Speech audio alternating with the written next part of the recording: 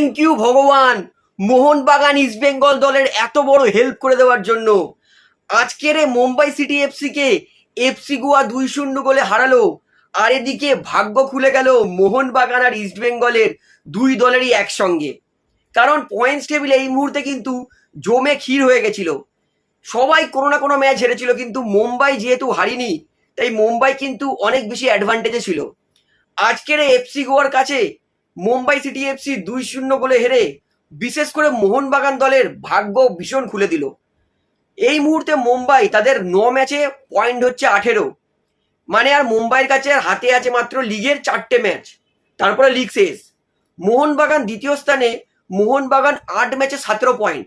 মোহনবাগানের কাছে হিসাব মতো আছে আর 5টা ম্যাচ, মানে মোহনবাগান যদি কালকের ম্যাচ জিতে যায় তাহলে মোহনবাগান কিন্তু 9 ম্যাচে 20 পয়েন্টে চলে যাবে, মুম্বাইয়ের থেকে 2 পয়েন্ট লিড করবে।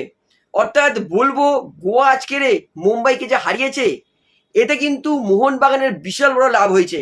শুধু তাই নয়, ইস্ট বেঙ্গলেরও কিন্তু লাভ হয়েছে, কারণ ইস্ট বেঙ্গল তাদের 8 ম্যাচে 15 পয়েন্ট। ধরে নিন ইস্ট বেঙ্গল যদি এর পরের ম্যাচে জিতলো তাহলে ইস্ট বেঙ্গলের কিন্তু হিসাব মতো 9 ম্যাচে 18 পয়েন্ট হবে, অর্থাৎ মুম্বাইয়ের সঙ্গে লেভেল হয়ে যাবে। কিন্তু মাথায় রাখতে হবে ইস্ট বেঙ্গলের কিন্তু মুম্বাইয়ের সঙ্গেও ম্যাচ আছে, মোহনবাগানের সঙ্গেও ম্যাচ আছে। তো ধরে নিন যদি ইস্ট বেঙ্গল মুম্বাই মোহনবাগানকেও হারিয়ে দিল, সেক্ষেত্রে কিন্তু ইস্ট বেঙ্গলেরও চ্যাম্পিয়ন হওয়ার পুরোপুরি পসিবিলিটিস আছে।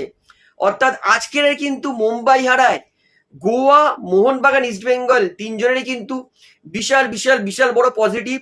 তিনজনেরই কিন্তু ভাগ্য ভীষণভাবে খুলে গেল লিগ চ্যাম্পিয়ন হওয়ার। তো আমি তো বলবো থ্যাংক ইউ গোয়া, আজকের 2-0 গোলে মুম্বাইকে হারিয়ে তুমি কিন্তু লিগটাকে আবার ওপেন করে দিলে। অর্থাৎ অবশ্যই কিন্তু ইস্ট বেঙ্গল মোহনবাগান ফ্যান্সকে এই ভিডিওটা শেয়ার করে জানিয়ে দিন যে আইএসএল চ্যাম্পিয়ন হওয়ার সুবর্ণ সুযোগ, বলবো দরজা খুলে গেল মোহনবাগান ইস্ট বেঙ্গলের জন্য। তো আপনার কি মনে হয়, মোহনবাগান বা ইস্ট বেঙ্গল কি অপরচুনিটি গ্র্যাব করতে পারবে?